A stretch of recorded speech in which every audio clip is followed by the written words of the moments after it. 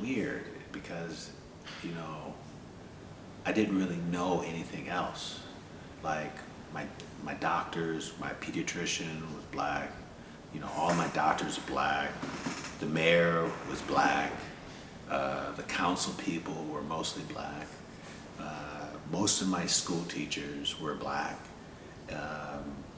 You know, my dentist was black. Everybody I saw was black. So my experience growing up in Detroit was that everything is just black and everybody's successful and everything is good. And so,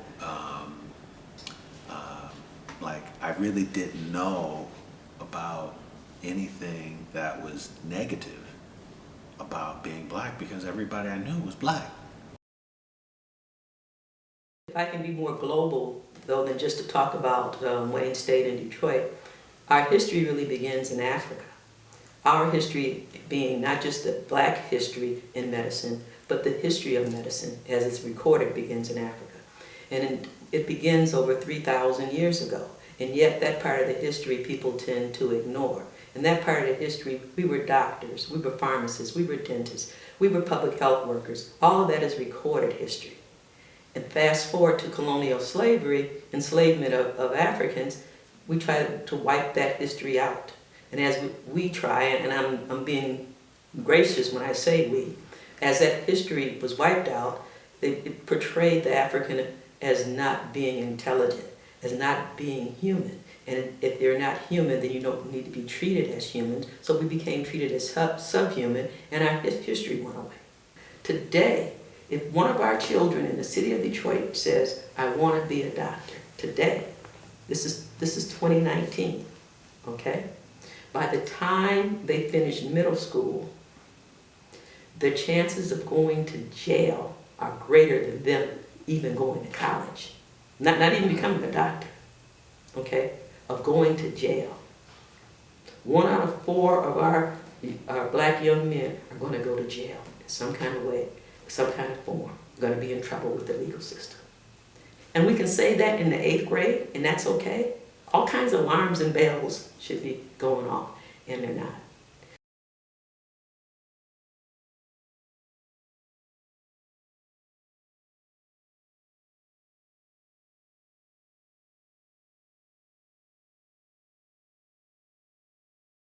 Whatever energy was happening in this location, I was very much a part of, as I was here in Detroit when the riots went off. So all the elders, parents, all those people around me, whatever they was feeling, I was feeling. And so the outcome of that was black leadership. So I came up in Detroit, there were black mayors, black cops, it's black people owning houses, people driving cars. It was black everywhere. So looking around, I seen black people doing everything.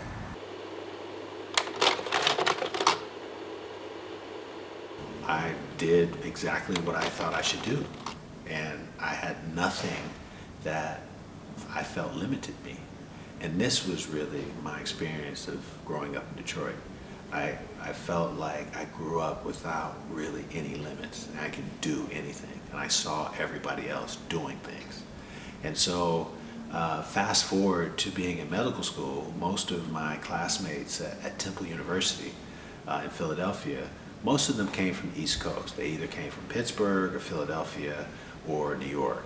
And in speaking to them, their experience growing up, because they are in a more multicultural cities, was very limiting. And I saw the way that they behaved. I thought they were kind of afraid or, you know, kind of conditioned to limit themselves. Like conditioned to limit their dreams and let other people kind of, tell them what they can do. I even had at Temple, my faculty advisor was an African-American lady. And when I told her I wanted to do orthopedic surgery, she's like, how are you going to do orthopedic surgery? There's no way you can do it. And then again, I guess I'm going back to my dad, and it just emboldened me even more. And surely enough, At the end of the day, after I left Temple University, I had my orthopedic surgery residency at a pretty prominent residency program in Tulane in New Orleans. And when I saw her before, at my graduation, I had no words to say to her, really. But it's very common that I saw with minority students, and not only black ones, other ones too, that they would just limit themselves and take themselves out of the running for a particular position because, quote unquote, they don't have all the criteria that are required to fulfill going into a certain area or a certain specialty, at least in medicine. I saw so many people take themselves out of the running because, quote unquote, they didn't have the grades, they didn't have the scores to do a particular course of study. And I didn't really care. I did a lot of research as a medical student because I knew that I needed to have support from, someone on the faculty in the Department of Orthopedic Surgery. And I didn't care if I had to stay up all night, go out into the snow and do whatever, go beg people for assistance. I had no shame. And I knew what I wanted, and I knew where I was going, and I wasn't letting anything stand in my way. I was not letting myself stand in the way, and so I did everything that I can do so that it almost forced people to support me. Yeah, I had to force people to support me. For a long time, he was always existing on these all meetings. He was presenting his talks. I think it was before more about cruciate ligament. This Dubai Bone and Joint Center upstairs. It was kind of famous place. Yeah? So he was there, one of the leading doctors. That's why I know him when I came here. And I was never really sure. There's one company coming, their product is the best. The other one comes, say theirs is the best. And everybody has different kind of concentrations of this PRP, of the platelets. And that's what worried me. It was confused me because I was never sure what's really, effective. And then once I met Bill, he's the only one, the first guy who really has a reason for everything he's doing. And whatever you ask him, he can cite a couple of publications. He immediately sends you email and WhatsApp with all this literature you can read about. So this is really, really amazing. And everything is really, evidence-based what he's doing.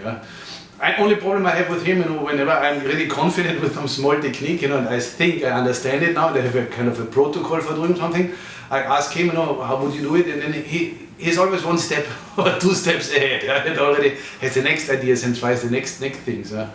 Which is for me also interesting, of course, because I think he's really on the leading, on the front of the whole field now, which is really, really booming. Everybody talks about the field, but he's the only, one of the few who really, I think, understands the basics. So the question I always get from many people, how does a doc that grew up in Detroit or a doc that was working in Washington, D.C. end up in Dubai? Is that I felt that I was never judged. I felt in the U.S. If I got a new patient, because there's not many black orthopedic surgeons, I always felt that, especially if it didn't really matter. I always felt like the first 5 minutes